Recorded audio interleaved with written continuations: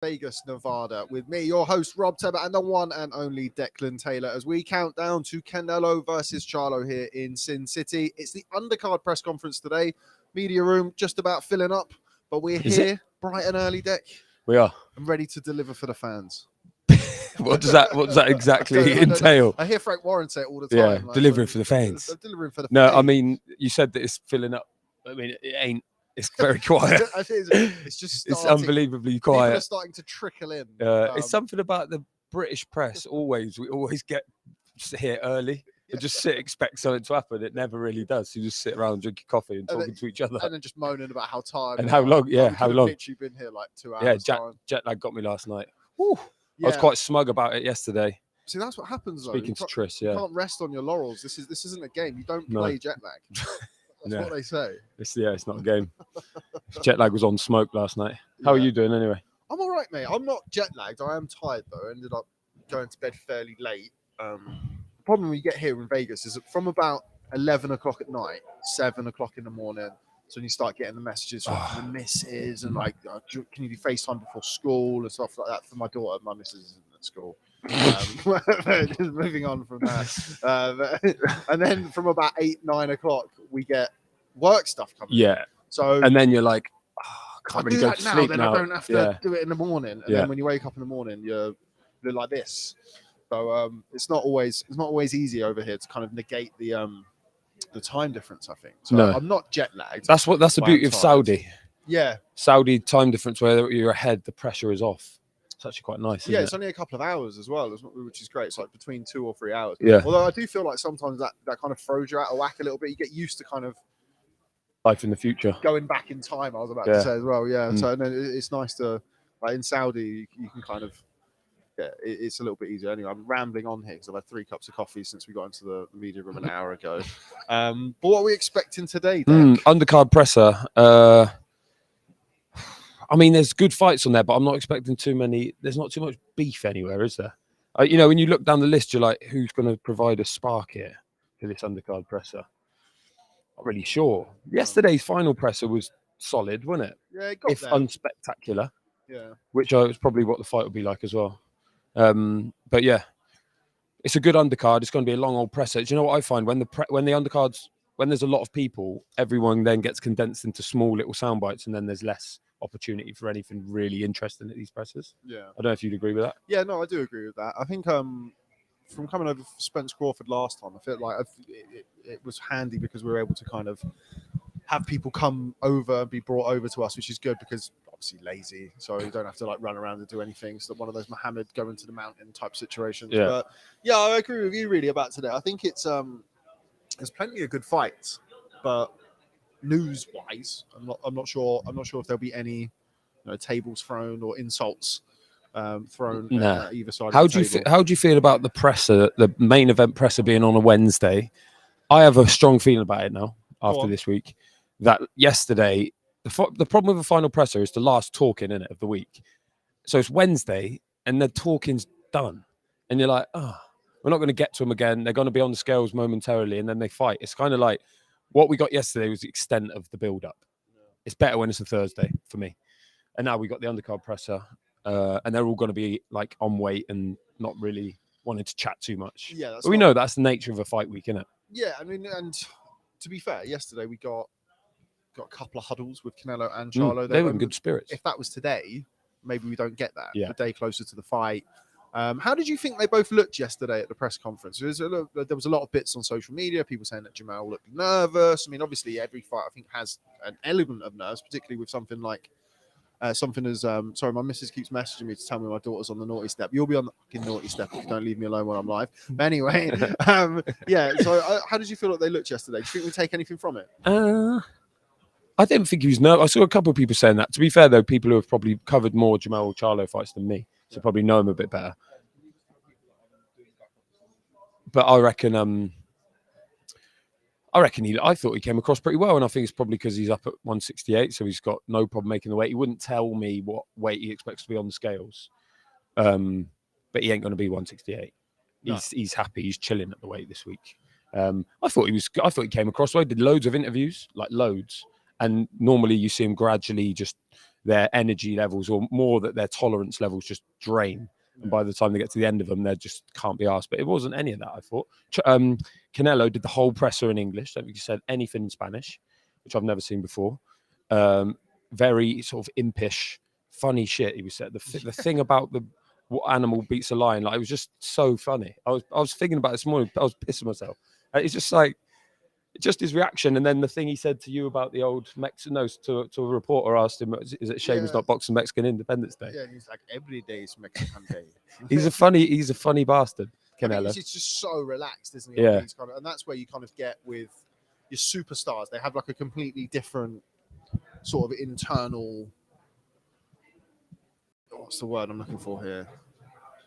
Whatever they handle. He's been on the big stage so often. Some insight there. It is quite literally another day at the office for him. It is. Whereas Jamel, who has been in some big fights, but I think the fights that he's been in, unifications, undisputed fights, are kind of their fights are rich in accolades and achievements, but they've not been profile super fights, which is, I mean, super. And same with his brother. Yeah. They've both been craving it. They've both been chasing it, and one of them's got it.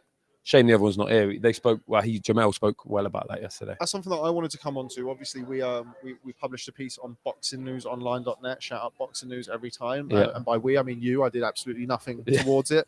And you spoke about the twin-shaped void, as you put it, this week in Las Vegas. I've always been a big fan of the Charlos coming through, and quite like the anti-hero. You need that in boxing. Not everybody can be an Anthony Joshua and a darling, but we only have one of them this week, and it seems as though on the biggest night, on Saturday night, for the Charlo brand, not just Jamel, he's going to be without his twin brother. Yeah, and as he put it, the havoc that comes with it. And I think it would have been good, that little bit of good as a spectacle for us. But he suggests that because Jamal's not here, it's all quiet and more serene, and it's taken down a notch. He's very chilled. He also spoke about the fact that he's, what is he now, 32, 33, something like that. Kids at home. He's got a 14-year-old son, for instance. Like, he's a man. He's a grown man. Yeah. He's not like, they're not kids anymore. They're not trying to disrupt anything. He's an elder statesman of the sport, really, as a unified champion, and now in a super fight like this. And he's sort of acting like it. You think if Jamal was here, there'd be a bit more shouting, because one of them's not fighting. He's just there to sort of take the shine off, a bit like Jose Mourinho when he used to take the shine off the players, take the stick. But he's very much, conspicuous by his absence, old Jamal. So it's a shame. It's sad as well, I think. Like some of the stuff he was saying, like family is obviously very important to them, and as a twin, I'm not a twin, so I'm guessing here, but they talk about that it's a very special bond, or a unique bond that twins have, and it's just kind of broken down to a point that he's not even here. He hasn't spoken to him at all during training camp, which I would assume is the first time for either of them that's ever happened. Thinking about it, has there ever been a fight where the other one hasn't been there at ringside for the other one? Can you think of any time when that would have happened? No, because they did the double header. When they did the double header, but they were both in the room. Yeah, exactly. Yeah. So then since then he boxed. Who did Jamal box? For Montiel, and then obviously Charlo Jamel had the Castano fights when they were still mates. I mean, mate probably pushing it. You always heard that they were very there's friction. It's a volatile relationship. But for him to be totally absent here is interesting. But it's going to be something that Jamal has to handle, and it might be a good thing. It might galvanize him. It might be the opposite. It might be like, shit, where's my twin? Literally, where's my other half? So I think that's an interesting little vignette to this fight week, and he spoke really openly about it. It's one of them where you think he might just shut it down, he might not fancy talking about it, but he was up for it. He was up for discussing it here and there. He was one of them where he went, I don't really want to talk about it too much, and then just talked about it anyway. Yeah, which is always the best ones. Yeah. I don't really want to talk about it. Okay. Yeah, maybe he'll turn up. I'd be surprised, but yeah, maybe it just runs in here thinking that the press conference is on a Thursday, like it always is. Tries to gate crash the Elijah Garcia Resendiz face off. We are slowly filling up in the live. We are probably, what's the room saying, an hour or so away from the Undercard press conference. Yeah, still a ways to go to fill up the media room here. I think they're just waiting for the food to be fed, which is why I've got here early. Do you reckon we'll get fed? Oh yeah, up. Yeah, will we get fed? Of course we'll get fed. Yeah, we'll see about that, won't we? Missed it yesterday. So there's Esther Lynn. Shout out Esther Lynn. Really good photographer. She's hitting Ben up for some free magazines, which I'll be taking out of Ben's expenses. There he is. Don't tell him though. Make sure you get your questions in. Don't forget, you can hit the like, comment, and subscribe. There's no, well, you can comment. Hit the like button, please. Can you explain why that? Because I'm always like, all right, mate, stop going on about it. But why do people need to like? So it helps with the algorithm. Like YouTube likes. Actually, forget it. Yeah. Let's talk about boxing. So you did ask. Just hit like. You did ask. Yeah, just hit like. I don't want to know. WM Boxing News says, which whiskey is Dex sipping? Oh, I'm a big whiskey. I wonder if they know that. What? WM Boxing News. WM Boxing Views. Boxing Views. My favourite whiskey is Aberfeldy 21-year-old. So if you want to send me any. But yeah. I didn't know you were a whiskey man. I'm a big whiskey man. How the hell they knew that? There's whiskey down here in the MGM, which is a whiskey bar. Yeah. But some of the prices, man, like they do this Talisker Storm, which is like a bit of a spin-off. Talisker, they did like a kind of. Before you used to play for Besiktas. Yeah, there's a little limited edition. I think it's on the undercard. Anyway, you can get it for like 12 quid in co-op. Literally a shot here is like $30. You know, it's just like this weird economy. Yeah, Aberfeldy, man, that's my drink. I don't like peaty whiskey. Do you like whiskey? No. So I'm a bit childish. I don't good point. Yeah. I don't like peat. I don't like peat in the whiskey. Shout out Pete, bro. Shout out Pete Doherty. Pete. Yeah, no, it is incredibly. Talisker is delicious, says WM Boxing. Yeah, go on, WM Boxing. Big him up. Yeah, I mean, there is an interesting economy out here. Paid $13 for some garlic bread crisps. It's insane. It's insane. I got Starbucks this morning. It's just like $15 or something. You don't even think about it. It's like, oh yeah, fucking take it. What am I going to do? Like, we're English. We've got this far. Yeah. This is only going so and then it's like, oh, and you have to give me a tip as well. Tip? So like $20 for going to get clicking the button. Yeah. Anyway, let's not complain about Las Vegas culture. Kevin Burns says, hope the new regime at Boxing News are generous with the expenses. So do I, mate. Yeah. So do I. Now they're we're surviving. Yeah, surviving. Cheers, Dak. Yeah. He's had his bread and water. Yeah, and whiskey. Yeah, bread. Is that Kevin Byrne? Kevin Byrne, Irish Kevin Byrne? I don't know. Well, if it is, big up Kevin Byrne. Big up Kevin Byrne. Whether you're Irish or not. Both of you. To be fair. Yeah. All Kevin Burns. Up the Burns. Yeah. Try and get. These are the best times. So as the weeks as the week folds on, the lives become progressively mental and progressive. Like everyone's a bit more sleep deprived, and a bit more excited. I think about what we're going to see this weekend. Which of the undercard fights floats your proverbial boat, Mr. Tebbutt? I like Lubin. Who's Lubin fighting again? Jesus Ramos. Yeah, that's the fight. Yeah. Ramos Lubin is the fight. And I want to see the Mayweather kid as well. Kermel Moton. In his audition for the Leewood WBA featherweight title shot. He's here to fight the winner of Ramos Lubin, good fight, man. Who else is there? Barrios and Ugas. That's probably the one I'm looking forward to the most. Is that kind of co-main? Or do they call it chief support? I don't know. I mean, I always find it hilarious when you have like a co-main to a Canelo fight. Yeah. Like, Ugas Barrios. Like, yeah, exactly. Like, well, you have to share the bill with your dentist. Yeah. Canelo, like, otherwise it's just not going to work. You know? I mean, although I want to watch Opataya Thompson, I don't know what time who's going to be on the undercard that's the here. Real undercard. Yeah. And Ellie Scotney. Yeah. Shout out Scotney. And Chevon Clarke against Dubois as a fight. This guy's just not going to bother coming to the Canelo. Yeah, fuck this. I should have stayed at. Yeah, don't tempt me, mate. Right, okay, get some of these questions in. Rob, if you don't drink, what is your vice? I like to gamble a lot. Do you? To be fair, yeah. Never mentioned gamble it. responsibly, always. Tebbutt's tips every week on Bet365. Big up Bet365. Yeah, I like a gamble, mate. Like, to be fair. So that's my vice, and working in boxing is also something of a vice. That's John Wick says Charlie Edwards looking well. I mean, who is that? Which one of us is Charlie Edwards? We're similar size. Yeah. Sherry Abasi, aka the biggest man in Las Vegas, says, "Easy boys. What did you take from the press conference yesterday?" Come on, we've already discussed. But anyway, didn't exactly catch fire, but still a huge fight this weekend. Most reactions seem to be that the build-up has lacked any real spice. It has lacked spice. Kind of what we were speaking about earlier. Whether or not the lack of distraction. I mean, we spoke about it a lot. Everybody seemed to speak about it a lot around Teofimo Lopez and Josh Taylor, where it's like, okay, everyone's like, oh, well, Lopez, like the way that the camp is and the dad and the volatility, and then he produces his career best performance. I've always kind of felt Like the Charlos kind of needed that chaos a little bit around them. And when you've had that your whole career, suddenly not having it and on your biggest night, that has to feel a little bit alien. Yeah, but I think he's such a high achiever, isn't he, Charlo, that I'm not sure it's going to matter. Like, he knows what he needs to do to perform. And I think he's entering the unknown here as well. He doesn't know how good Canelo is. He doesn't know what it's like to be in there with someone like that. So he'll be guessing. But I know what you mean. That siege mentality is something they've always used to drive them on.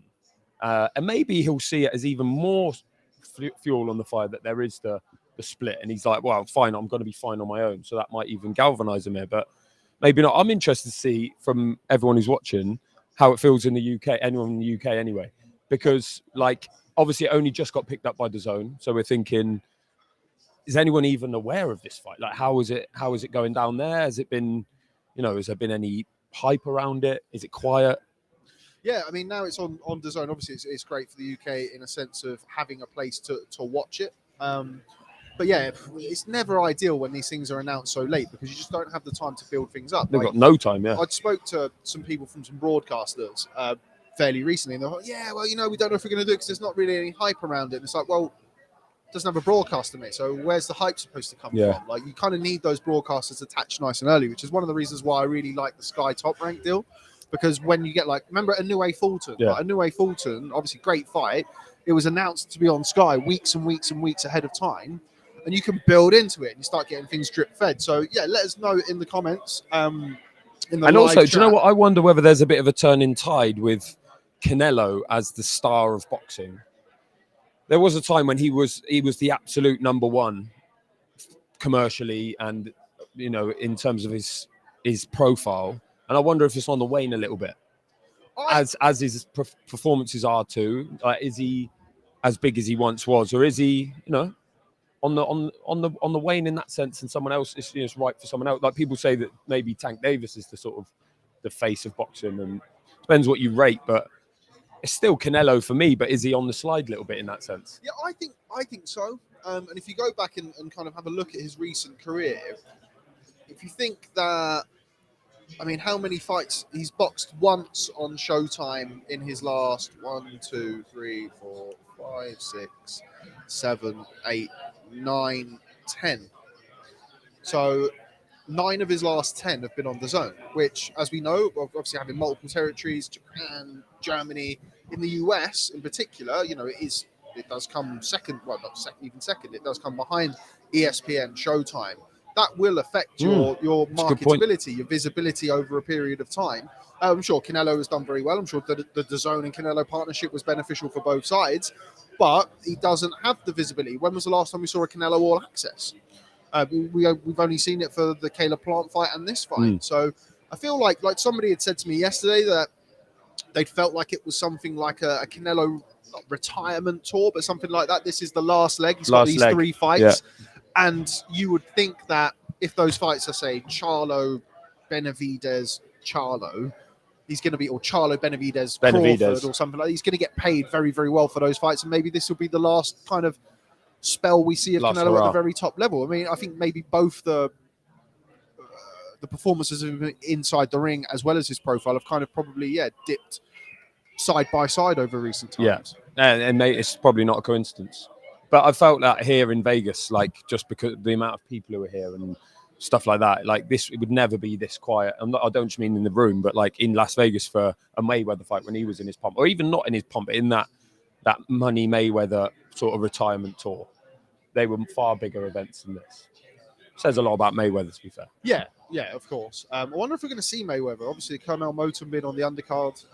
It would be nice to see Floyd rock up, but I don't think he will. Nah, because he won't want to give Canelo any. Maybe not anyway. Just getting a few questions in here. Not really a question, but Bicoli Takam just announced Takam is Ngannou's sparring partner. He'd probably beat Ngannou himself, never mind. Fury sparring partner's taking it light on Ngannou. I think. Has that been announced? Bicoli Takam. Yeah. Good fight for Bicoli. Yeah, I think Bicoli is in a terrible position in the sense of not having, many options to look up, certainly. You know, who's going to fight Martin Bakole? Carlos Takam has been there, seen it and done it. Had that good win over Tony Yoka as well. Obviously was also beaten by Martin Bakole. So I think if you're in the Bakole business, it's probably as good as it can get. But going back to Adam Beanie Smith, your kind of statement, not question. Yeah, I think Carlos Takam does quite easily beat Francis Ngannou. Yeah. But Bakole Takam, what are you saying? Bakole wins that. Yeah, Bakole's good fighter, good heavyweight. Yeah, probably a late stoppage these days, really. It's like Takam's a good tick box for any heavyweight who's looking to move on. Yeah. Kind of had that period of time where it looked like he might be on the wane and on the way out, really. Yeah, but then he boxed well against Joyce. I think he won every round until he got stopped, which I thought was a pretty soft stoppage at the time. Yeah, it's true. We've got the WBC gang arriving behind us. Starting to fill up a little bit here now, starting to get a bit busy. And then Takam went, I think he went the distance with Arslanbek Makhmudov and then beat Tony Yoka on the back of that. So he's in decent form. You consider like the amount of rounds that he won against Joyce, went the distance with Makhmudov, who'd been knocking everybody out, as a big animal, and then obviously had the win over Tony Yoka. So yeah, he's a man in decent enough form that it's not I think Bakole wins and wins well, but I don't think anyone can complain about that opponent. No, it's perfect. It's exactly what Bakole needs at this point. It's it's a good shout. I wonder if we're going to get kicked out of this spot. You know, this is where the energy drinks people say. No, we're not kicked out from here, Rob. We got it till 5 o'clock. I will fight any energy person born Big of up their VMC. Viva Mexico. Viva Mexico Cabrones. There we go. Pimp My Sniper out now on all platforms, says, do you reckon the Bivol defeat took a lot of wind out of Canelo's sails as a superstar? A defeat is never good. I don't think it affected him too badly, but I think it did in the eyes of the public, certainly the non-hardcore boxing public. He did look human that night. He looked annoyed, he looked frustrated, he looked out of ideas, which we haven't really seen. So I think, who's the question from? Sniper. Pimp My Sniper, is right. I think it did take the wind out of his profile because he looked invincible. Remember, most people, and I'll say most because I know you picked Bivol in that fight, but a lot of people were just expecting that to be a bit of a cakewalk for Canelo. And it wasn't. And it was like, oh, shit, okay, back in your box a little bit. So, yeah, I think it did take the wind out of his sails. And I wonder just how that does that for you mentally as a fighter as well. When you come into the end of his career, like, even when he got beat by Mayweather, I mean, he was outclassed and it was a much younger version of him. People could say what they want about the Gennady-Golovkin fights, but they were close fights, they were competitive fights. We've not seen Canelo dominated like that. And the way that Mayweather beat him was kind of too cute, outfoxed him, and sort of like mentally beat him, whereas Bivol really did beat him. Yeah. He dominated that fight. I give him, I think, 10 rounds out of the 12. I think it's probably an argument for even more. So yeah, it's not just losing. You know, you're not coming up short or even caught with a shot. You've been thoroughly bested. He had no answer for it. It was like me and jet lag this morning. Dimitri Bivol being the jet lag and you as the Canelo. Okay, we're going to move on to some of the other questions. Haven't been this excited for a Canelo fight since Billy Joe. Easy. Pimp My Sniper. Go on, Pimp My Sniper. Do you know what I think is exciting?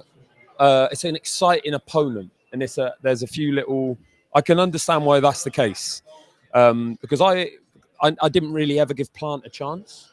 I don't know what it is about Charlo. I think it's the athleticism and the power to an extent, but the timing of it and that the context of the potential Canelo slippage at the time when Charlo, on paper, is on the rise, but his inactivity is a problem, isn't it? But I can agree with that. Because who else was there? Bivol, nobody was that excited about the Bivol fight.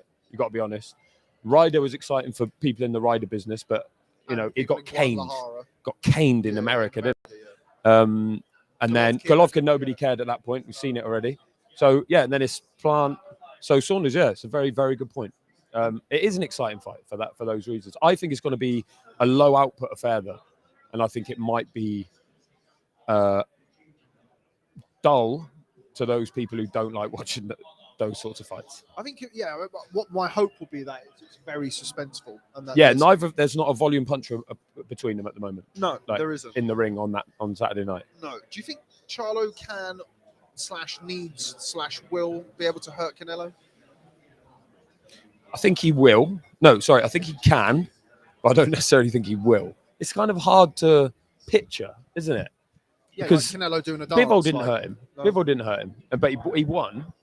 it's hard, isn't it? Because it's hard to the industry picks piece that we did on Boxing News, or Sean Brown did, and it was fucking unbelievable number of people who he got. Actually, to be fair, right, he only did 47 this week. I think he got didn't get the 50. Yeah. But like only read the responses, and even the people like me who think Charlo's in this fight and it's not a walkover. I think it was Lou DiBella's response was something like, I don't see him stopping Canelo, and I don't see him winning clearly enough to get a decision. That's true, isn't it? Like, so then you're like, okay, well then I kind of have to pick Canelo because that's true. But you just never know, do you? But can he knock him out? The answer has to be no, doesn't it? I mean, unless there has been some sort of there's something mad behind happens. the scenes that we're not aware of. Obviously, we've talked about kind of whether or not Canelo is the Canelo that we saw run through the super middleweight division, but even if he's kind of half the fighter that was, which I certainly think that he's more than now from what we saw last time, even that version is difficult to sort of see him getting stopped. He's got an iron chin, took flush shots from Gennady Golovkin, Dmitry Bivol, as you mentioned. Never really in trouble. Never seen him hurt with a headshot. I said it to Jamal Charlo yesterday because I think that he does need to make some sort of imprint on Canelo. Don't necessarily need to hurt him, but Canelo can't take a shot and think, oh yeah, that's fine, easy work, no problem. Like, I can take that all night, because then I feel like Charlo is going to get walked down, and I feel like that's going to be where the fight's won and lost, is how Charlo deals with the front foot pressure of Canelo in the second half of the fight. And if Charlo doesn't have anything to deter him, then it just drains the tank. That's just amplifying it even more. So yeah, it's going to be an interesting one. Yeah, but that's hard to picture a route to victory for Charlo, but we all, Joyce seemingly had the greatest chin in the whole of boxing, and he's wiped that in 2 rounds. There's obviously a totally different context and a different puncher we're talking about, but it's not out of the question that he gets caught. It's happened more than once in boxing, isn't it? Yeah, for sure. But it's a big ask. It certainly is. Right, next question from John Wick. What's a good fight for Josh Taylor next? Ooh. Do you know, I'm not going to say what George Grove said and got absolutely caned for it on the broadcast. Florian Marku. Yeah. And I've said to George, I was like, what are you doing on the George Grove Boxing Club podcast? Of course. I was like, what was that all about? And he was like, they just asked me. And I was like, it was on when Marku boxed. It's like Josh Taylor. It's an interesting question. It's hard to know where Taylor is at the moment, isn't it? Like, you don't really. There was a time, like after the Prograis fight, he was just like flying. Even after the Ramirez fight. Yeah. Even more so at that point, really. I don't know. What would you think? I've seen like David Avanesian's name. Yeah, I'd seen him pop up again. Yeah. I'm not. If you're Taylor and you're coming off the back of a loss to Teofimo Lopez, period of inactivity before then when you didn't look great against Jack Catterall, is a rugged, come forward puncher what you need to be in the ring with. Josh Taylor's never really been renowned for his defensive acumen. That would be such an entertaining fight. Like a hilarious war. Yeah. Just like two guys. Cartoonish. Yeah, exactly. Yeah. Just Trump coming forward and letting big shots go. So I'm not sure that that's the right fight for Josh Taylor. Fight that kind of popped up randomly while I was discussing it with him was Chris Kongo. Former sparring partners, good friends, but I like the Kongo Marku fight. Yeah, I like that fight, but I just can't see Marku ever wanting to take it. No, I think Marku said he's going to fight Kell Brook next in the stadium in Albania. Best of luck with that one. What's interesting about that is we talk about it a lot with fighters, especially after a defeat or after a little dip. Step back down. Kongo, no disrespect to him, but that represents quite a clear step down to Josh Taylor. Yeah. So. But I'd watch the shit out of that fight. It'd be an interesting fight. Kongo is fucking slick. He's talented. And he knows Taylor inside out. Yeah. But I mean, look, there'll be people watching this go, what do you want to see that fight? I completely get that. Yeah. Like the Avanesian fight. But it would have to be kind of, if it's first fight at 147, that fight, and then into a big fight after that. But I mean, I'm not really sure what Taylor's current contractual status is with Top Rank. He's still with Top Rank. Then they don't have that much play at 147 pounds. It's not the division it once was, is it? No. Even 10 years ago, where it was a murderer's row and it was superstars everywhere. Like that kind of rung underneath the elite, I think, has sort of dried up a little bit in recent years. How about Conor Benn? If that fight's going to happen, you'd think that would have to happen over in the UK because they're both going to want money for that fight, big money for that fight. Is that the type of fight that you could take to America? I don't think so. Is it the type of fight you could take to the Middle East? I guess in theory, but again, if you're going to do that fight, you're going to surely want that fight in the UK, which as it stands at the minute, Not going to happen. isn't possible. Josh Kelly? Yeah, he's up at 54 now. Yeah, though, he's probably done at 47, isn't he? Yeah, he's up at 54 now. Yeah. He's calling out Eubank to go to 160 as well. Yeah. So I don't think Josh Kelly. I think stylistically that's a good fight. Yeah, it would have been a good fight. Yeah, I quite once like upon that. a time. But yeah, I'm not too sure. What about you?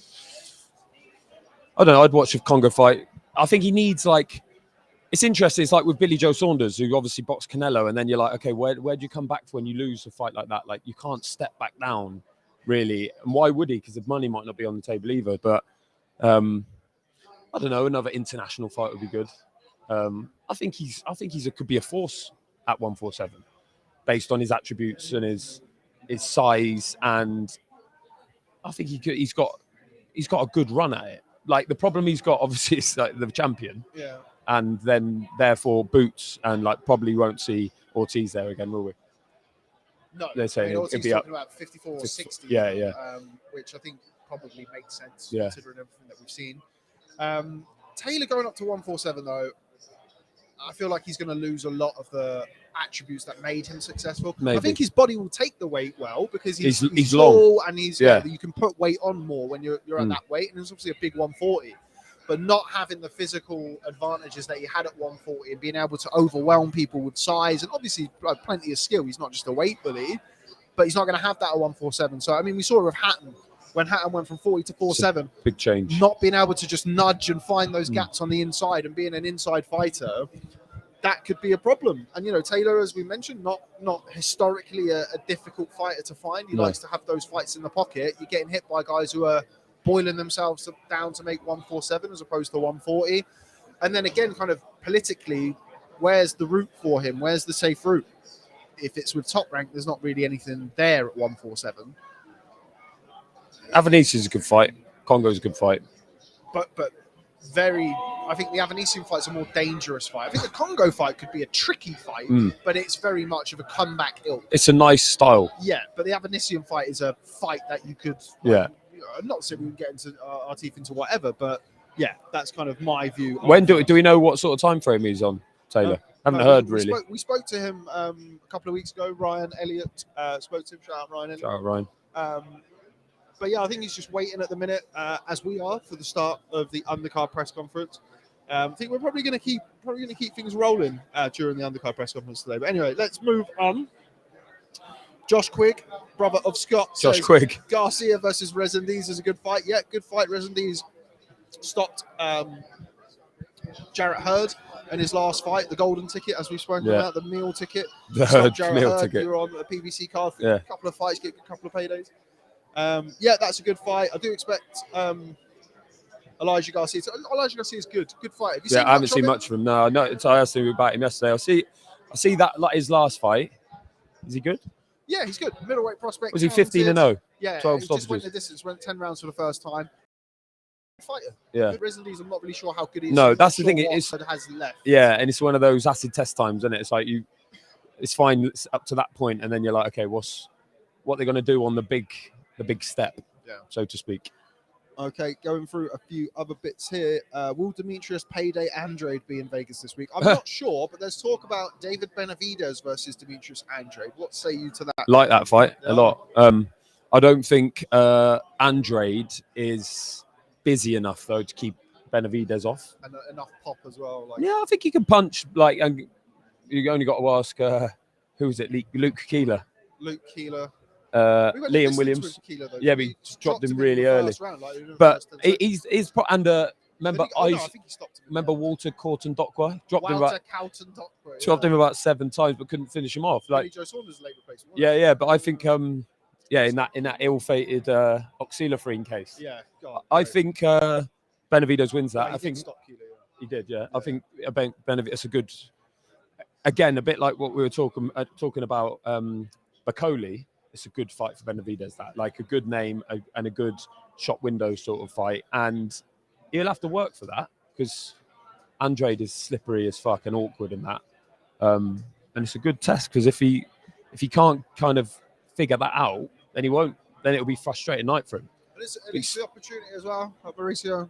It's the opportunity as well for for Demetrius Andrade to get that big name. To get back in there. Yeah. I cannot believe Demetrius Andrade has had, let's have a look how many fights he's had. He's 32-0 and never boxed the world champion. Mental. I remember when he beat Brian Rose. Yeah. And it was like, this guy, it looks like the future. Yeah. Never really happened for him. But beating Benavidez, and he's straight back in there. But love Benavidez. Yeah, I think that could be the fight that we really see the best, or we see where Benavidez is. In answer to the question, I don't expect to see Andrade this week. Do you? No, I don't. No. Imagine he'll come here. This week. Lee N says, "What do you boys make of the Charlo brothers spat/split? Could it affect Mal?" We did talk about that slightly earlier. I think our general feeling is we don't really know. No, could go one either way. Yeah, it could go one way or the other. Asking about Taylor versus Ben, we've just discussed that. Sorry, we're going back over things. That's starting to fill up here in the chat, isn't it? In the room and the chat. Just having a look around, see if there's anybody that we might be able to nab and grab on to the live stream. I think we're going to keep things rolling and we're going to keep going live, and hopefully we'll get a few of our undercard fighters brought over to us by the fine people here in the media room. It's starting to get there. Try and go through here. Charlo has to set a pace from the off and bank them early rounds. He can't afford to be in chasing a fight versus Canelo, says Raj Singh. Also says, what's the buzz like in Las Vegas? But let's talk about the first bit. Charlo has to set a pace from the off and bank the early rounds. I think he will. I don't know about setting a pace, but I think he needs to win a couple of early rounds, but I think he will.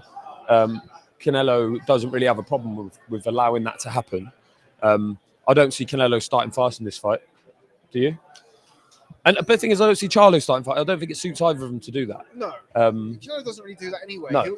I think Canelo will be trying to make Charlo work. I think that's going to be the big ploy for him in the early won't let rounds. him set a pace, just get him working. Yeah. Just get him throwing. Like, Charlo doesn't throw a lot of shots, so try and make him do what he's not comfortable at. Raj makes a good point, though. You can't afford to be 4 or 5-0 down, or even 3-1, 4-1 down, because then he's fucked. Yeah. Charlo, unless if he's three rounds to 1 down, but he's lost the first 3 or nicks one of the first 4 and then makes a dent on Canelo, can hurt him, can catch him with a good shot that Canelo has to have a think about things, and that's not too bad. But yeah, you don't ever want to be going. You don't ever want to be going behind in a fight at all.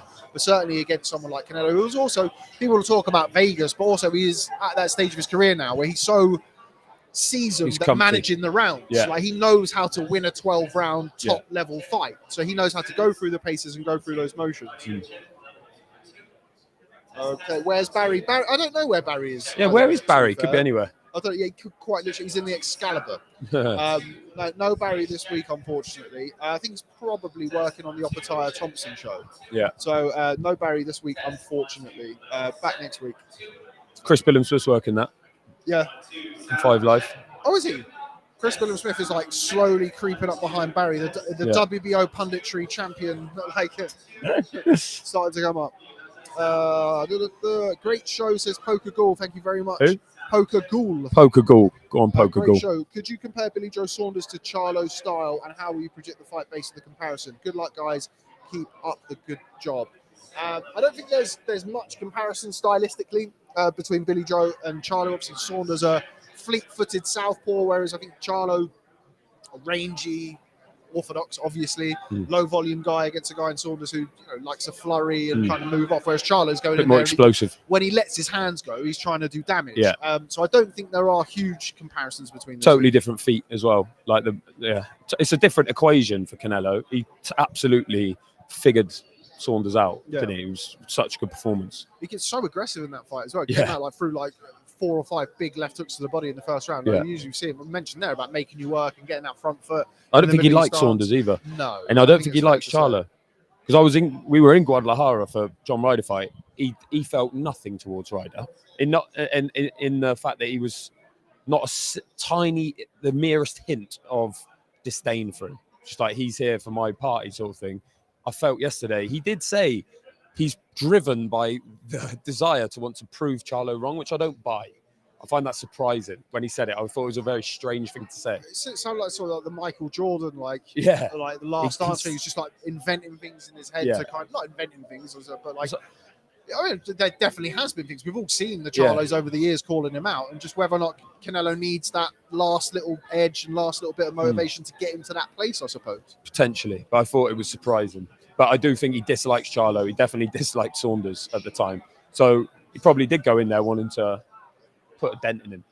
To be fair, he tried to do it right, and he did actually pretty early on. But if Charlo gets hurt early, then he's got a bit of a mountain to climb, isn't he? Yeah, he certainly does. A big 12 stone bloke.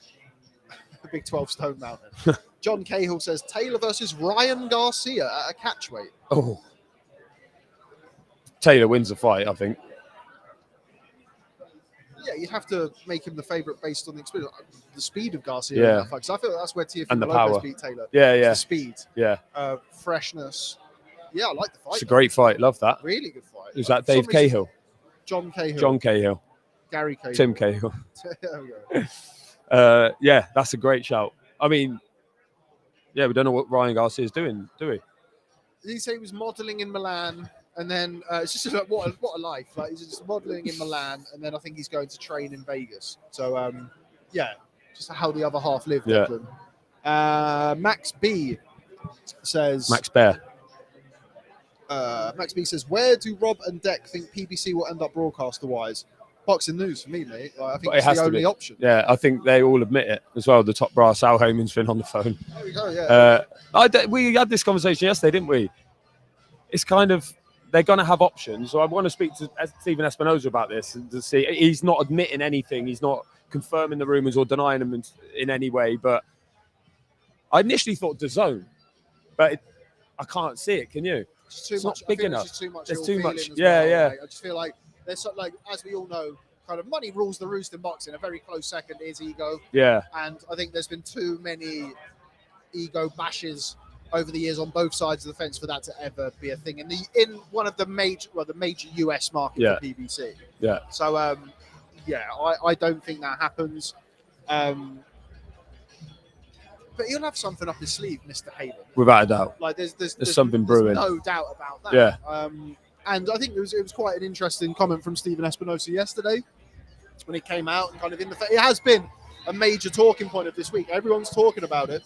And Espinosa said yesterday, kind of, I don't know whether or not he's going to come up and not pitching, but everyone said, this will be another $20 million gate. This will be the third $20 million gate we've done since April.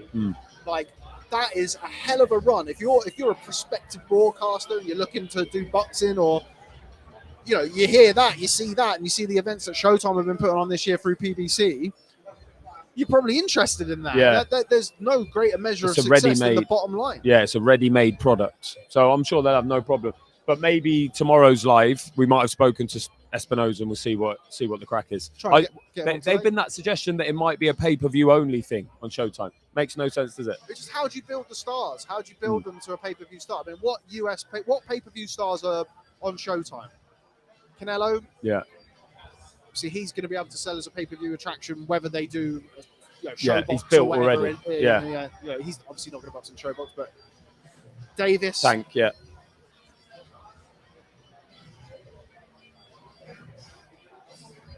Wilder is Wilder. Yeah. Still PBC. Yeah, I think you could take it. But the point is, they're pack. Like, you could do that next year. Yeah. You could do it in 2024. Like, you could do those pay-per-view standalone. But beyond that, it's like, how do you build anyone?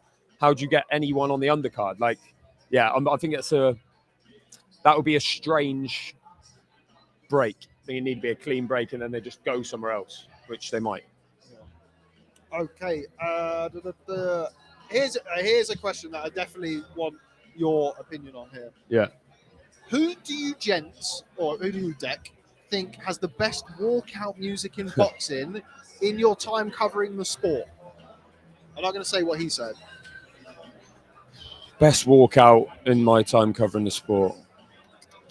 Walkout music's very. It's very a great important, question. isn't it? It is massively important. I must say, and this is recency biased for many reasons, but Chris Billam-Smith and Hail by Kano is banging. That's a great selection. The lyrics are amazing. Obviously, CBS has taken that to world championship level.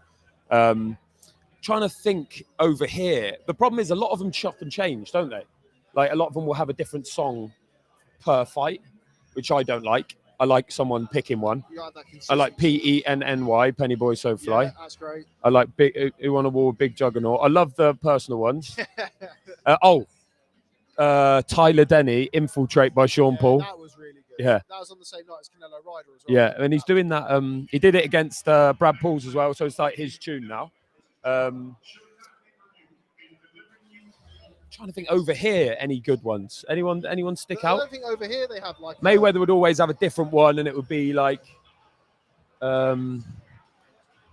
definitely for George Groves, Spitfire, great tune, perfect. The rest of them never got on board with David Hayes' one. People will think that's sacrilege, but it was too like happy, chilling. Yeah. I like a bit of like intensity. Okay, so you've just been reminded about George Groves Spitfire. Yeah. By George Groves. Actually. Yeah, should get that one in. Still Dre, Chris. Yeah. That was the lyric-free version as well, because he does come in with the lyric-free. It's a great tune. And I remember when he swapped it. I think it was Billy Joe Saunders fight might have been the first one, because he was doing Simply the Best, wasn't he? Early days, and then he switched it up, and that's good. And he had the old man behind him. I'm trying to think of Groves Eubank ring walks were brilliant. Yeah. Because you had Spitfire. I think was it Spitfire into Still Dre or Still Dre into Spitfire?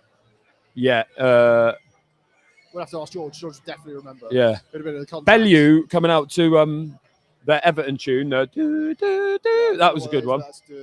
Hat and Blue Moon. That was a good one. Yeah, I like it when someone gets a tune and it becomes them. It's enough out of you, man. Yeah. Right. It's enough out of you. Dylan White, that's a good one. Yeah. Okay, so we're going to go for the... What's Wally said? Yeah, Wally Down says, which one of you is the straight man and which is the funny guy? Neither. Yeah, it's a good point, actually. What do you tell us in the chat? Who you think? Neither. Shout out Wally. Shout out Wally every time. Wally Downs. Charlie McNicholas. We got Charlie McNicholas. Just everyone's just getting a shout out to this because you're part of the community. But unless you hit the like button, you're not going to be part of the community. There'll be no more shout outs. You've been warned. Please hit the like button. 113 of you in here. Please bang the like button. They reckon it's important. It's important. It's very important. Is it? It's vital. Crucial to the promotion of this event. Question for Deck.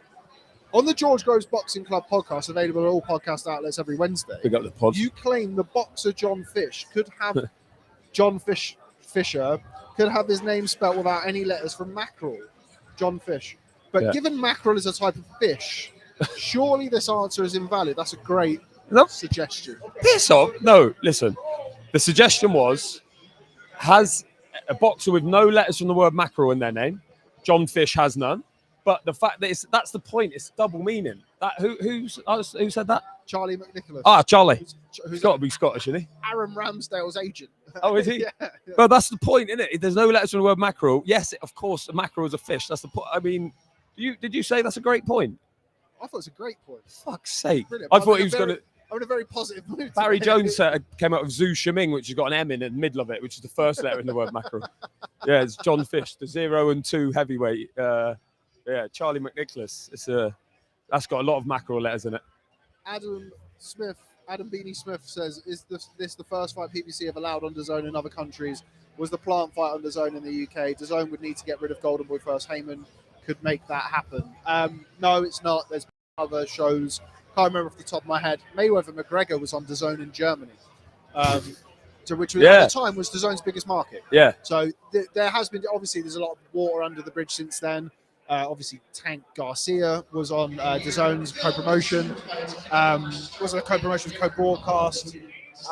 So yeah, it has happened, and I think will happen all of these things will happen if the money makes sense. We're right there, mate. And we just need this for when you're going up there, yeah.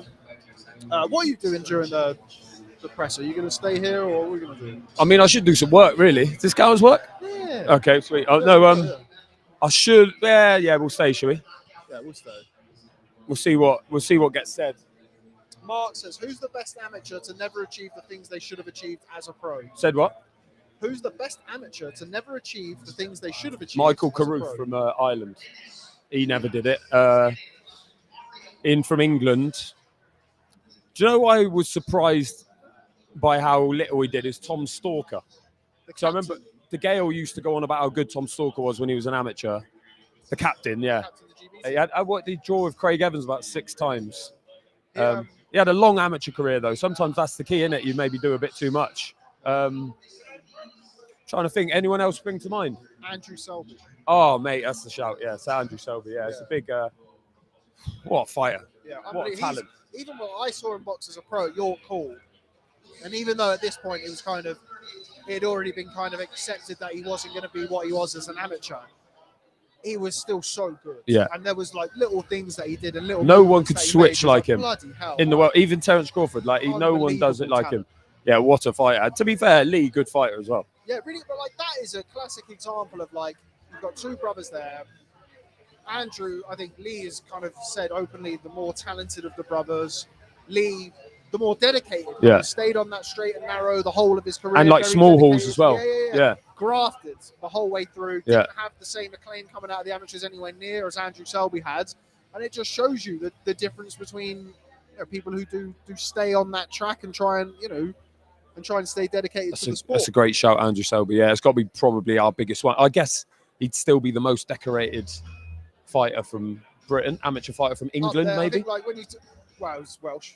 Sorry, from Wales. Yeah, you're going to get the Welsh are going to mash us up. Who was the most it might be Luke Campbell was the most decorated England. I think he's European gold medalist. And obviously won Olympics. Yeah. Joe Joyce, lots of accolades. Obviously don't have...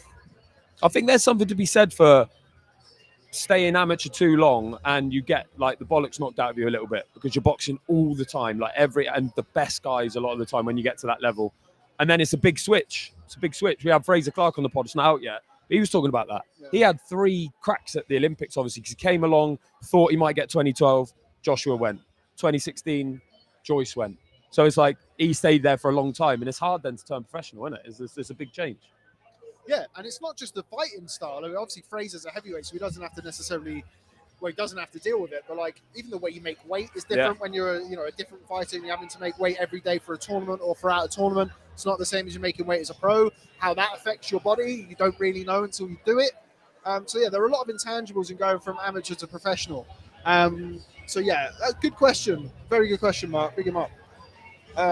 Max B, George Grove Spitfire prodigy for the Froch fight. Didn't work out well for him. Froch came out to all your dreams are made. What's the story? Morning Glory in the first one in Manchester, try and get Manchester fans on side. And I thought that was good. Yeah. Quigg came out to a bit as well. The greatest ring walk of all time was Scott Quigg when he walked from his house. No, that was not afraid. Do you know what bettered it? Was Darren Barker when he boxed Felix Sturm. Sturm's ring walk started at the bottom of a mine, and the video was like him climbing up coming out of a mine, and obviously he emerges and walks out, and it was like he's at the bottom of a mine. I liked all the Vladimir ones, like when with all the heavyweights, like people like it was like a whole story, like a movie behind the scenes. Yeah, that was good. We like those sorts of questions too. Yeah. Anyway, Vladimir Klitschko had the best. Yeah. Tyson Fury second Wilder fight. Patsy Cline easily best walkout. Crazy. Yeah, that was good. So says Pimp My Sniper. Pimp My Sniper becoming an absolute mainstay of the live stream. Pimp My Sniper. Pimp My Sniper. Sniper out now on all digital platforms. Yeah. Charlie Woolard. Yes, lads. Dream team in Vegas. Yes, Charlie Woolard. Big up Charlie Woolard every time. Looks like things are about to get started over here. I think we're going to... 5 minutes, he said. 5 minutes. But I think we're going to stay anyway, to be fair. Make sure you're checking out the Undercard press conference on the Showtime Boxing live stream as well, so you know what we're talking about. We're not just waffling on. George Groves had Rolling Stones Paint It Black into Spitfire for the Eubank fight. Yeah, that's right. Yeah. Paint It Black, that's a fucking great tune for a ring walk. George was good at them. Yeah. Was good at all of he that. Knew what he's very calculated guy, isn't he, George? He should start a podcast. Question: if Joshua Wilder isn't happening for the foreseeable, what feasible opponent would you be happy with? With Joshua, Zhang, or Dubois. If it's not Wilder, I love the Dubois fight. It will never happen because it's Warren Hearn. Like it's Warren's been talking it up, mate. It's very just different to what it would have been like if you'd had Warren. It's so exciting. Yeah. It's such an exciting fight as well because we don't really know what Dubois is made of in a fight of that magnitude. Obviously, the Joyce fight was like a grudge match, but that would be something else. And we know what Daniel's like. He's not the most media friendly or how would he own that? How would it just wash over him? And what would Joshua be like in a fight where he's like the old man? It's like, you used to be the future. I'd love that fight.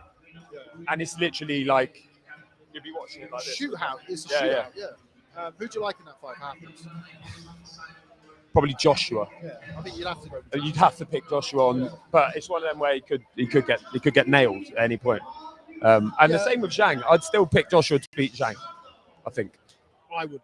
You wouldn't, I'd would go you? with Zhang. Like when there was talk about who was Joshua going to box after the second Usyk fight, when Zhang's name was mentioned for that, I couldn't believe it. I mean, obviously, I don't know how far or if those conversations even went anywhere, but big 20-stone southpaw. Yeah, I always think it's like making predictions heavyweight boxing. You can just do it quite loose and fast because it's like You've always got nobody the get out knows. of like, Yeah. Well, you know, Same with Wilder. Same with Wilder Joshua. Like I'm very convinced that Wilder's all wrong for Joshua, but maybe Joshua just clips him and then. But I don't think he would. So Zhang or Dubois. What about in the real world, mate? Like, It's a good point. That's a very good point because you look down the list. Bacoli, same. Why would he ever fight Bacoli? here's a name for you. Go on then, Frank Sanchez. The current WBA regular heavyweight champion of the world, Mahmoud Charlo. I want to see it. I'm still waiting for him against Fraser Quendo. I don't want anyone. I don't want anyone to go near Mahmoud Charlo until Fraser Quendo. But he's boxing, isn't he? Oh, he's boxing Jarrell Miller in a fight that is beyond parody. The WBA ordered that. What? Manuel Charlo against Charlo versus Miller. Miller for the regular belt. Miller versus Joshua for the WBA regular. No, I that don't. sells. Yeah, it does. Shamefully it does. I mean, yeah. But I mean, there ain't no shame in my game, no. No. But it's a good question. And I don't know, when will we even see Joshua back? I mean, there's talk about him still wanting to box in December and wanting to box before the end Well, of the they year. need to get a move on. I mean, we're probably 10, 12 weeks out Yeah. by the time it comes around. What about you in the chat? Who do you think Anthony Joshua should box next if it's not Deontay Wilder? I think if it's not Deontay Wilder, fight F.A. Jagba. Although, having said that, Jagba looked good in his last fight. Yeah, he did. Beat Jan Kosabutski up. A few low shots, but still very, very good. Right, okay, let's try and get through a few of these bits. Wow, those are some serious noise cancelling mics. Where did you get those? Thank you very much. Not going to tell you in case the ops are watching, but thank you very much. They're excellent microphones. John McGuffin says Devin Haney versus Josh Taylor. I'd like to see. I'd watch it. I'd pick Haney at this point. I love Haney Prograis. I think Haney wins that fight pretty clear, though. I think, like, stylistically, it really favours Haney in that fight. Yeah, and I think Taylor. I mean, I think the Taylor fight stylistically it's good for Haney. Well. Yeah, that's what I mean. It's good. That's Haney's favourite. You see it against Kambosos. Those young'uns are now starting to mature, aren't they? They're starting to really develop. Yeah, same with Shakur. Yeah. And it's noticeable that all of them, well, Haney and Shakur anyway, spent a lot of time around Mayweather.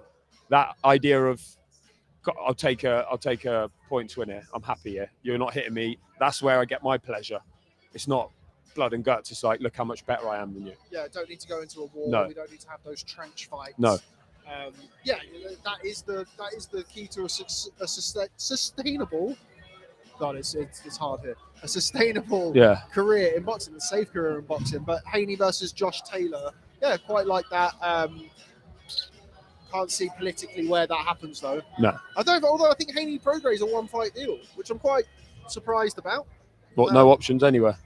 I mean, I'd be surprised. He's got loads of options, Haney. But going there for a one-fight deal, I'm sure he's been well paid. Beats Regis Prograis for a legit world-class champion. Yeah. Think what you want about Prograis' last fight against Rio. He's still a world-class fighter. Great video as well. Great promo video. Yeah, the Monte Carlo one was so good. They definitely took inspiration from Big G. Yeah. Shout out Big G. I really like the Haney Prograis one. That was really good. Very, very good. Okay, just my opinion. Looks like Usyk as a crackhead. Moving on. Adam Beanie Smith, is Barry Jones' expenses and demands reasons you can't afford to take him to Vegas? No, he just wasn't in Vegas this week. Deck is staff. Deck is boxing news. Is Declan Taylor. Barry Jones is got to pay for him. Yeah, exactly. Barry Jones is anyone's. He's anyone's. He's anyone's. He's for the streets. Barry Jones. Anyway, it's always good to have Barry. But yeah, DB Cooper says should have waited for the Shakur Stevenson fight in November and gone to the F1 same weekend. I don't like F1 though, mate. This is boxing news, not Formula One news. Like, although keep them peeled, maybe in the future. Are you an F1 fan? No. I don't like any. Well, I say don't like. It's a sport that is. Sorry for all the F1 crew, but it's about cars, isn't it? Yeah. But who cares? Yeah, I don't have a driver's license, man. But they are doing F1 here on the strip, which is going to be quite mad. Raj Singh says, "What's the food saying in Vegas, Rob?" And shout out to Deck for that brilliant interview with Ellie Scotney on Boxing News. Cheers, Raj. What was he saying? About food. What's the food saying in Vegas? Nice bit of grub last night, wasn't it? Yeah, went to Wolfgang Putt. Yeah. Wolfgang Fizzle. Yeah. What did you have again? Chicken. I've had pasta. Had the chicken. You've been living on pasta. Yeah. Which is basically what I haven't seen a green thing since I got here. No. Legit. Nothing green. Should sort that out today. Yeah, I mean, there should be. Mate, I'm telling you, I don't think we get fed today. Undercard presser, they can't be fucked. I'm leaving. I'm leaving if not. But yeah, food in Vegas, as always in America, is shit, mate. I gotta be honest with you. And look, I'm not fussy, but if I'm telling you the food's no good, I mean, is there a better connoisseur of junk food than me? I don't think there is. I can spot a couple in here, mate. Yeah, me and Dan Raphael. Shout out Dan Raphael. Jordan Perry, prime Canelo versus prime Hagler at 160. Who wins? Hagler. And he beats Golovkin as well. That's a good fight. That's a better fight. But yeah, I would also agree. Go for Hagler. Hagler all day long. Dan Matthews. Big up the Bellagio boys. Where are you this week? Go on, Dan Matthews. Yeah, I love Dan. Shocking behaviour. Yeah. Made it out for Spence Crawford. Can't come out for you. Terrible. All right, try and get these questions in, guys. Remember to hit the like button. We've still got a few to get through. Pimp My Sniper is really keeping the live stream running here. Pimp My Sniper says, out of the current British heavyweight prospects, who has the best chance of making it to world level? You'd have to say Wardley. Obviously, he's a British champion at the moment. He's the most advanced. Yep. We'll learn a lot about him against Adeleye. And then he's so raw, isn't he? Because he had no amateur experience. He had, 7 white collars? White collar fights. Yeah. So he's learning. So it's hard to tell. Love the Adeleye fight. Solid Acres, great, really good prospect. Again, impossible to say what his ceiling is. Who knows? Moses Itauma, 18 years old, looks like the full package. He's just not the biggest. He's not the biggest in this day and age of heavyweights. He's got some growing to do, yeah. So it's like, what's he going to look like when he's 21? He's got all the skills in the world. 7 foot tall. Yeah, his shot selection's insane. Hand speed's ridiculous. Got some pop. Got all the skills to pay the bills. Yeah, it's a good question. It's a great little clutch of heavyweights we got, though, isn't it? It certainly is, yeah. Who have I forgotten there? Oh, you definitely would have Adeleye. Johnny Fisher. Oh, and Fisher. Controversially, I said controversially. It seems like everybody, because of everything that comes from out of the ring with Johnny Fisher, looks for sort of put him down a little bit. Which he was just named the Boxing Writers Association Young Fighter of the Year. I actually thought he did a good job on Harry Armstrong. Harry Armstrong, he did. Harry Armstrong's a capable fighter, decent amateur, knows how to look after Did he go the distance with Jamie TKV? Yeah, he did. Yeah. Yeah. And So I actually tipped distance. Johnny Fisher decision as my bet of the weekend. So what do I know, Declan? And he was down within about 8 seconds. Literally, as soon as the fight started, he was down. Yeah, people hammer Fisher and his dad, don't they, because of what comes with it. But he's a lovely bloke. Like, we had him on the pod. You've had him in the studio. You can't help but root for him. Really lovely guy. Yeah. Intelligent guy. Obviously. And he's also very aware, isn't he? Like, he knows he's not Lennox Lewis, but he knows what he needs to do to improve. And yeah. You see, the way his career started, Johnny Fisher, going out to spar going out to spar Johnny Vegas. I'd watch it. Joe Joyce in Las Vegas. Johnny Fisher versus Johnny Vegas coming to the Battle of the Johnnies sometime on Misfits. Monkey. And that's that's Johnny Vegas, mate. Anyway, I think out of those prospects, my kind of 2 penneth worth, it's difficult to I know it's not difficult because he is, but Fraser Clarke is a prospect. Oh shit! Sorry, forgot about Fraser Clarke. Fraser Clarke is a prospect. He is, yeah. You would think, considering his amateur experience, that would be the kind of safe evidence-based pick, would you say?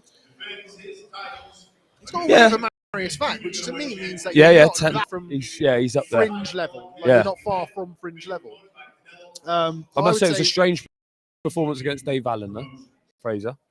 I don't know how I've spoken to Fraser Clarke about the fight, how motivated he was for that fight. Big opportunity, big card, I'm sure he was very well paid. But I don't know where the threat was in that fight for him. Yeah, maybe. And yeah, I don't think he boxed particularly badly against Dave Allen. Kind of it was just a bizarre fight. I didn't think it was a good fight to make. No, I just didn't really see what we were going to learn from Fraser Clarke that we didn't learn from him going 10 good rounds of Marius Vac. Yeah. Like that's the fight where you learn the things from him. I'm not sure what you would have taken from that fight. Like, what does Fraser Clarke go back to? I was really happy with this because I hadn't shown that before, and I almost got disqualified, so that was good. Yeah, it's just not really how things go. I think for me, Itauma is the highest ceiling. Yeah, he's the If you're buying shares in any of them, you're buying them in him out of that little lot. Yeah. But it's going to be interesting to see what they do with him and how quickly they try and move him. I think he's interesting character as well because he's very. It's whether he's going to stick at it and whether he loves it and loves it enough to dedicate his whole life to it, or whether he might go, fuck this, actually, I want to do something else. He's 18 years old. Yeah. Like he was telling us on the pod that Carol used to have to pay him to go for a run. And he'd be like, I ain't running. Carol would be like, I'll pay you to run. Because that's how much Carol believes in him, knows the talent. But there's only so much money Carol's got. But it might be that they just get the fights right. Francis Warren is his manager. Frank obviously promoting him. They get the fights right. They move him along at the right pace and he doesn't lose interest. Or he has a hard fight and goes, fuck this. I want to spend my life doing something else. That's the question mark over him. Yeah, which is a very interesting one because, as we all know, people kind of parrot it like it's some sort of just wishy-washy saying, but it is a lot of this game is mental. He's a human, particularly when you're heavyweight. Yeah. Taking shots from 20 stone fellas. Does he want to do that for the next 10 years of his life? He's a human. It's not like we just build him and in 10 years he'll be this, because it's like what might he be like in 18 when he's 25. But another great question from Pimp My Sniper, mate. Go on, Pimp My Sniper. Pimp My Sniper out here. Yeah. He would have caned the X's though. Not even over there while the press conference is going on this one. Poor, shocking behaviour. Who's up there now? Oh, is it one That's of them? Tom Brown. That's promoter of the year, Tom Brown. We'll be promoting next year on Boxing News. Big him up. Boxing News is Tom Brown. TGBN. TGB Promotions. TGB. I like it, yeah. We're working on Needs it. work. Branding coming soon. Soon come. DB Cooper, AJ versus Ruiz 3 in Vegas. That's a fight that we didn't mention as potential for him. I think that fight is always interesting to a certain demographic. But people forget that the rematch for that fight did $1 million on Sky. Why would the third fight not do well? Like in theory, there was a time when it was a proper parody, wasn't it? That it's like, who wants to see the third fight? Like he's like, yeah, well done, mate. But yeah, now I'd watch it. Like it's about as good. It's better, if it's not Zhang or Dubois or Wilder. Not Joshua Shah, is it? Like, no. So much. Yeah, I'd if it gets him out here as well, I'd love that. Never boxed in Vegas. Yeah, and you could sell the narrative. Joshua's returning to America. Yeah, trying to do it against the scene of the crime, even though it's the other side. Yeah, country, or sort of going like back to MSG. Yeah, there's a selling point to that. Yeah. Okay. Yeah, we like that as well. Yeah, we'll take that. If Dubois Joyce II was to happen, who wins this time? That's a hard one, isn't it? Because there's so many question marks over Joyce now. I'd probably. So would you pick Dubois now? That fight has never been more interesting. Yeah, than now. It's a very interesting fight. But if you're in the, I think we spoke about this the other day. If you're in the, I was going to say the Dubois business. If you're Queensbury, do you put Dubois in with Joyce on the back of that loss to Alexander Usyk and risk him losing again? Then you'll have a 25-year-old who's got another loss, lost three times, two losses on the spin. And then you've got seemingly anyway, the way that it has looked over a period of time. I have to choose my words very carefully after your interview with Frank Warren. That, the investment was in Dubois and Dubois was supposed to beat Joyce. And, do you want to run the risk of doing that again? Once bitten, twice shy sort of thing. Yeah, but then, what Frank's like as well? He'll go sink or swim for both of them because he can't afford to be pissing around with them. So he might just be, and it makes sense. I don't see it being the next fight, to be honest. But it's a great fight now, and Dubois is going like this, isn't he? Yeah, and Joyce. It's the sort of fight that you could see Dubois getting a couple of fights in the next 6 months. Yeah. And Joyce not. And then Dubois goes in there probably a little bit sharper and a little bit more set up to get the job done, potentially. The game and have more effect with his punches now if Joyce's chin's anything to go by. Yeah, well, so I mean, yeah. Stigbay says, I would prefer AJ Wilder in Vegas. I'll let him know for you, bro. Don't worry. Mate, same. I'm on it. Happy Power. Rob, whose chin is getting checked. Been here since Monday and not a single man born of his mother has tried anything with me. It's one of those things, man. I'm here. I'm willing. I'm able. Got gloves. Will travel. There we go. Go grab Dan Raphael and ask for his thoughts on Frank Bricktop Warren. I want everyone to get along, Deck. It's just all of this beef at the minute. Like everyone's just hating each other all the time. It's just not good. Anyway, moving on. Happy Power again says, have you seen the undercard for Fury and Garnu? Very solid in my opinion. Who do you like in the Wardley Adeleye fight? So a few people in here picking David Adeleye. If I gun to my head, I'd probably pick Wardley just based on what we've seen him do so far.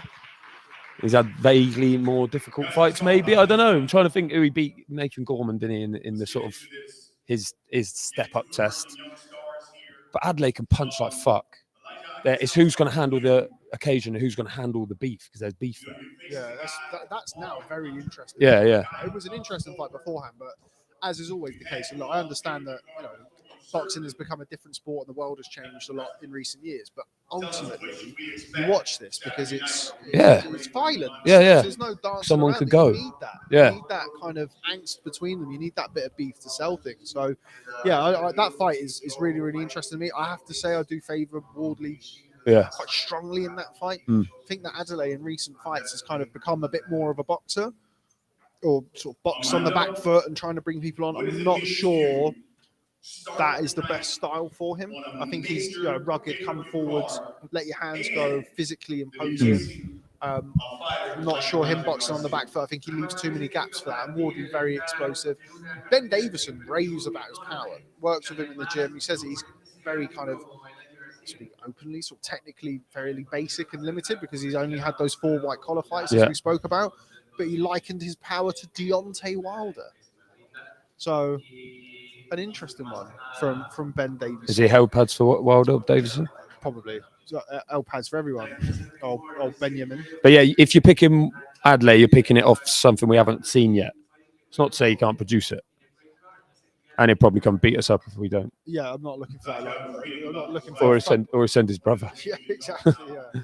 David Adeleye turning up and it's on site from David Adeleye when he sees the Boxing News live stream. Anyway, thoughts on Vidal Riley? Is he not rated fairly by the industry because of his wider fame? Good point. Yes and no. I think it's a bit of a blessing and a curse, that following that he's got, because people don't really take him seriously, but at the same time he gets the platform because of it. But with that platform comes a lack of activity. Like, what is he? Was he like 7-8-0 or something like that? Like, he should be boxing every other month. Or we had Ellis Zorro in the club. We got Ellis Zorro, and he said he sparred them all, and he said Riley's the best of the lot. Talented, he's proper. But yeah, I've always just thought that he's been held back is probably harsh, but had a very stop-start professional career. Bit like Buatsi. So his first 3 fights. Listen to this for the first 3 fights. First fight against Julio Manuel Gonzalez was in Tijuana at the Big Punch Arena. Big it up. Second fight against Mitchell Spangler, great name, was on his the nickname's just the. Was on the Pacquiao Broner undercard at the MGM Grand in Las Vegas, this very building. His third fight, Austin Namdi, was at the 5 Palm in Jumeirah, Dubai. So those first 3 fights, and then obviously he had the Mayweather thing, and he had some injuries, flew back over here, had the KSI stuff, so he's not been able to string that together. Obviously holds an amateur win in the ABAs over a certain Chris Billums. Yeah, in the final of the ABAs. Semi-finals. So he can clearly box. He can clearly, he's a good fighter, very good fighter. Mentioned there about sparring. He was the chief sparring partner for Lawrence Okolie for the Isaac Chamberlain fight, which is great sparring at the time. They had Okolie had him back in ahead of the Chris Billum Smith fight. I was talking to people in the team, and they were very, very complimentary about Vidal Riley in there. And I think, like, I mean, not necessarily Lawrence Coley, because he knows him, has obviously had him in camp before then. But I think people do probably look at him as, he's just a YouTuber, just an influencer, just a this and that. But the guy can really, really fight. Yeah, and he's well, he's a West Ham boy. Like, he's not just like a kind of blagger. Box for England. Yeah, he boxed for England. Yeah, but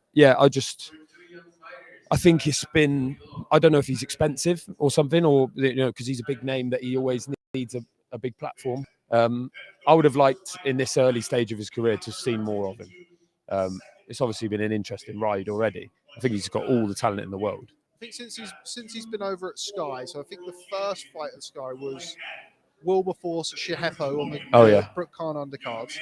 So that's February of last year. So 18 months. And he's Taj twice. 3, 4. So this is his 5th fight in the last 18 months. Not bad going. That's not bad. Yeah, that's not bad. But before then, he'd had 4 fights in 3.5 years. Yeah.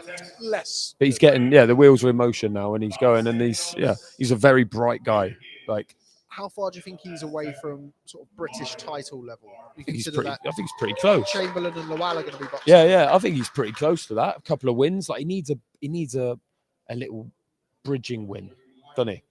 I don't think he's even still boxing, but it's like a Craig Glover.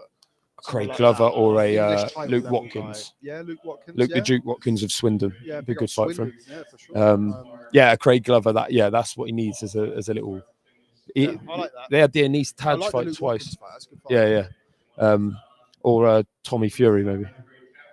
But he's sort of openly said that he's there to. If Tommy Fury wants to fight, we can fight. He's like, but I don't think he does, because he wants to do the influencer stuff. Vidal Riley, when people talk about kind of the influencer side with him, he said that he won't fight guys from over there because it's bullying. Yeah, mate. That fight like Jake Paul. Or that that. Shows you he's proper. Yeah. He's not. He's the real deal, I think. But that's not enough. Like, it's more about them now. What happens? The next 12 months, 18 months was massive for him.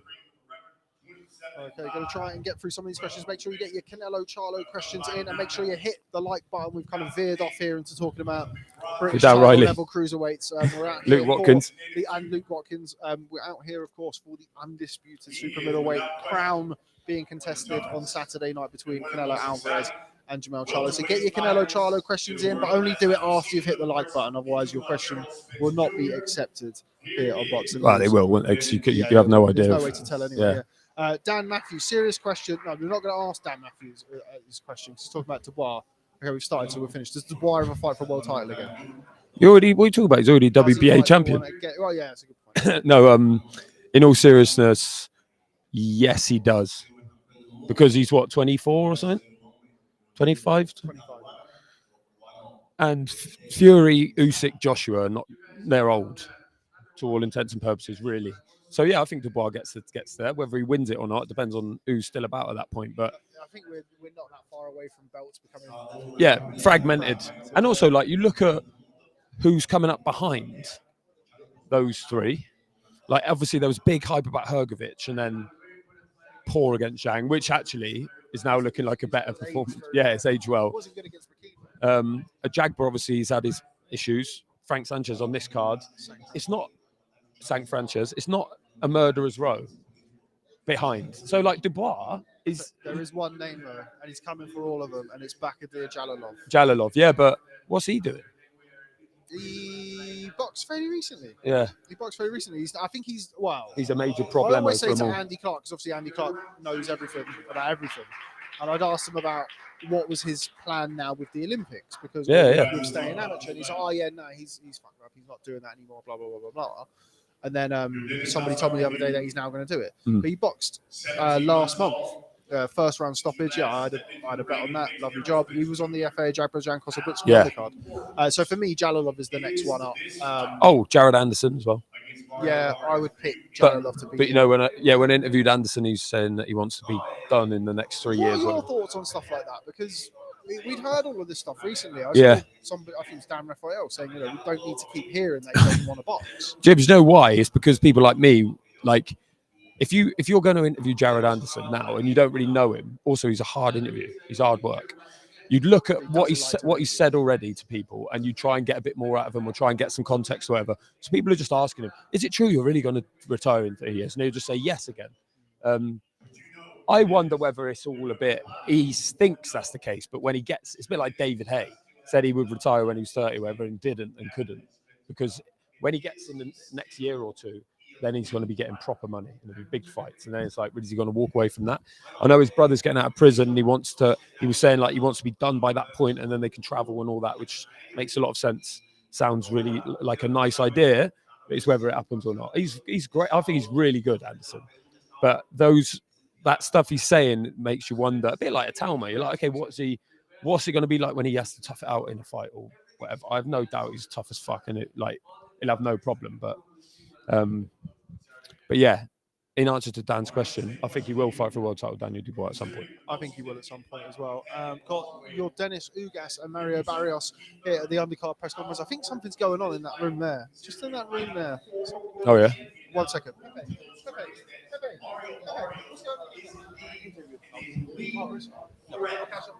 Shout out Pepe. Shout out Pepe. WBC. Here it was a bit of FOMO in there. You see like important people walking in and out. This is Louis de Cubas Jr. just kind of walked out there. Jimmy Lennon over there. I think after this gets done, I'm gonna send Ben Yamin on a mission to get some people, because there's a few interesting people in here today. Who coaches Mario Barrios? I know this because I spoke to him. What's his name? Bob Santos? Is he with him? Yeah, I haven't seen him today though. Mario Barrios. Bobby S. His trainer. Yeah. Anyway, carrying on. Keeping it moving here on Boxing News. Again, please hit the like button. I don't know, man. Just please support. Anyway, given Canelo's long career starting from his teen years, do you have any uneasy feeling regarding his punch resistance disappearing on him soon, and what his future post-career health may look like? And this is something that was mentioned. Bob Santos. Sorry. Bob Santos. It was something that was mentioned by Tris Dixon, of course, the author of Damage. Great book, important bit of work on the boxing space.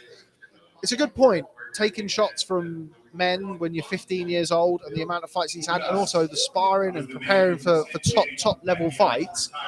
It may be a case. I remember Chavez was iron chinned until he wasn't, and then he started to feel the shots, and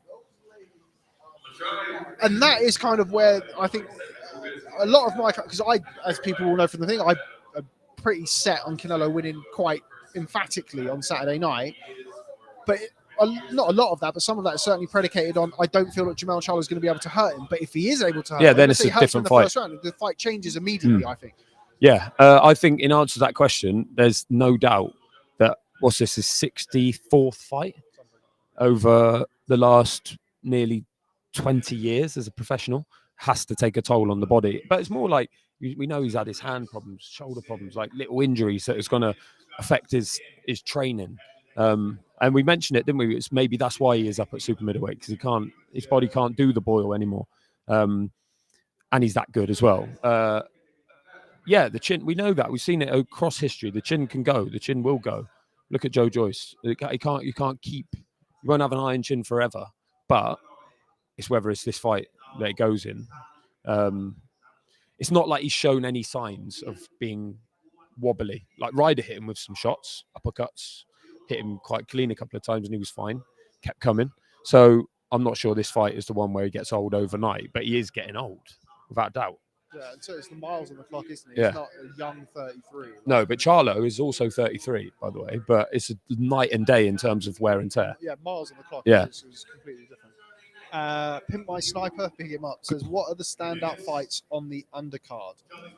We spoke about this earlier. I think Ugas versus Barrios is a really good fight, and I think Jesus Ramos Lubin is an excellent fight. That's a 5. I think that would be the most exciting fight of the night. Lubin's just the way he fights, and it's kind of all or nothing. Yeah. Throws himself into every shot. Really good, talented fighter, explosive, fast twitch. So yeah, those are the fights that I like the look of. We're almost getting to the point where I think we're probably going to have a little break on the live. We've been going now for an hour and 20 minutes. We'll get some guests in. So we're going to get some guests once it's after finished. we get finished up here. So thank you very much for joining us on the live stream from Las Vegas. We are going to take a short break. Dex going to go and do some work. I'm going to pretend to. And then we will join you back here afterwards. Any final thoughts from you, Declan? Not one. Now you said that, literally zero thoughts in my head. I need a piss. Does that count? I also do. So yeah, that's what this is really about. No, well, I reckon we can get hold of some of these on this live. See what. Get hold of them. Yeah, see what they're saying. There's a few more people floating around today. It was quite quiet in here yesterday, even for a main event. Like, there's not many faces here. It says a lot about the fight, I must say. But I'm confident we'll get a few faces on here after. Absolutely. I think they're giving us a round of applause. Okay, thanks. No problem. Cheers, though. Look. You got any final thoughts?